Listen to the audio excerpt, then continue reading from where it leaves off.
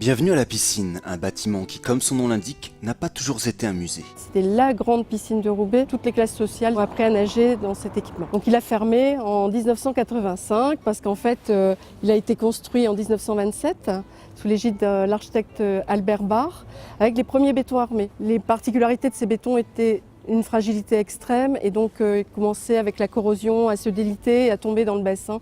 Et donc André Diligent, qui était maire à l'époque, a décidé du jour au lendemain de fermer l'équipement. Et pour passer d'une piscine à un musée, quelques travaux ont été nécessaires. On voit derrière moi l'élément majeur du bassin qui a été agrandi latéralement par des pièces avec un mur aveugle pour permettre l'accrochage d'étoiles de grand volume. Et puis tout autour se trouvaient donc deux étages de baignoires, donc les baignoires hommes qui étaient plutôt orientales dans le sol au rez-de-chaussée et des baignoires posées à l'étage pour les femmes.